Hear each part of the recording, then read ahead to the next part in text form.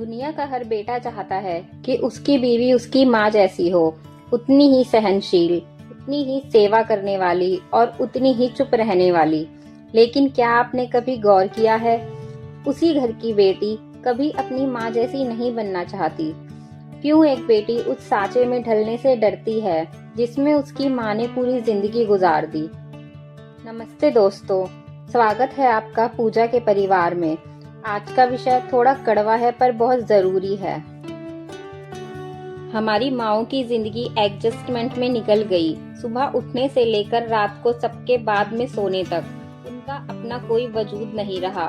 उन्होंने अपनी पसंद की सब्जी छोड़ दी क्योंकि घर में सबको कुछ और पसंद था। उन्होंने अपनी तबीयत खराब होने पर भी काम किया क्योंकि घर की शांति भंग ना हो जाए। हम इसे संस्कार कहते हैं, पर असल में ये उनकी बेबसी थी। समाज ने उनके दिमाग में ये बिठा दिया था कि एक अच्छी औरत वही है जो सब कुछ चुपचाप सह ले। जब मैं अपनी माँ को देखती हूँ तो मुझे एक महान हस्ती दिखती है, पर उस हस्ती के पीछे एक थकी हुई औरत भी दिखती है जिसने कभी अपने लिए जीना सीखा ही नहीं। मैं अपनी माँ से बहुत प्यार करती हूँ, पर उनकी जरूरत से ज्यादा सहने की आदत मुझे बचपन से ही कभी पसंद नहीं आई।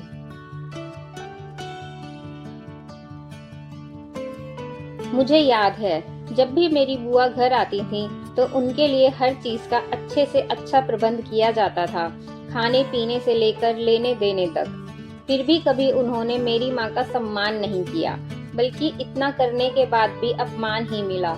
और जब मैंने कभी अपनी माँ से कहा कि वे ये सब क्यों सहती हैं, तो उन्होंने बड़े प्यार से कहा, कोई बात नहीं बेटा, वो भी तो इसी घर की बेटियां हैं। पर एक बच्ची होने के बावजूद मैं ये समझ गई थी कि इतना सहना तो कहीं ना कहीं गलत है, और शायद उसी दिन मैंने ये तय कर लिया था कि मैं यह नहीं सहूंगी। आज की बेटी सहनशील नहीं बनना चाहती, वो स्ट्रॉन्ग बनना चाहती है। जब लोग कहते हैं आजकल की लड़कियां बर्दाश्त नहीं करती, तो मैं कहती हूँ हाँ, हम गलत बर्दाश्त नहीं करती। मेरी माँ ने चुप रहकर घर बचाया, लेकिन मैं सवाल पूछकर अपना आत्मसम्मान बचाना चाहती हूँ। समाज हमें बदतमीज या घमंडी कह सकता है, पर सच तो ये है कि हम इस त्याग की प्रथा को खत्म करना चाहते हैं, जिसने औरतों को केवल एक त्याग की मूर्ति बनाकर छोड़ दिया है। माँ कोई मूर्ति या भगवान नहीं होती, वो भी इंसान है। उसकी भी कुछ इच्छाएं होती हैं, उसकी भी आंखों में कुछ सपने होते हैं। आज जब मैं भी एक माँ हूँ तो मैं ये जानती हूँ कि मैं कोई महान आत्मा नहीं हूँ। माँ बनने के बाद मेरी इच्छाएं या मेरे सपने मर नहीं गए। हाँ, हमारे बच्चे हमारे लिए सब कुछ हैं, और इन्हीं बच्चों को कामयाब करने के लिए जरूरी है कि पहले हम कामयाब बने। अपने बच्चों से सिर्फ खाने की बात ना करके उन टॉपिक्स पर भी बात कर पाएं जिसमें उनका इंटरेस्ट है। ऐसे वो भी हमसे जुड़ना चाहेंगे। वो हमें सिर्फ एक साधारण माँ नहीं, बल्कि एक स्ट्रॉन्ग औरत के रूप में जानेंगे, और शायद आने वाली पीढ़ी ये ना कहे कि मैं अपनी माँ जैसी नहीं बनना चाहती। अब बात करते हैं उस दोगलेपन की जो हमारे समाज की जड़ों में है। एक लड़का जब शादी के लिए लड़की देखने जाता है तो उसकी कसौटी क्या होती है? लड़की बिल्कुल मेरी माँ जैसी हो। इसका मतलब क्या है? इसका मतलब ये है कि वो ऐसी लड़की चाहता है जो उसके नखरे उठाए, उसके परिवार की हर बात सहे और कभी पलटकर जवाब ना दे, और साथ ही साथ उसे वही राजा बेटा वाली ट्रीटमेंट भी दे। वो कहता तो है कि वो अपनी माँ से बहुत प्यार करता है, पर क्या कभी उसने अपनी माँ को उसकी परिस्थितियों से बाहर निकालने की कोशिश की? नहीं, क्योंकि उसको लगता है कि ये तो उसकी माँ की महानता है, और वो ऐसी ही महान पत्नी खुद के लिए भी चाहता है। पर वही लड़का जब अपनी बहन को देखता है तो चाहता है कि वो बिल्कुल भी दबकर ना रहे। ये विरोधाभास क्यों?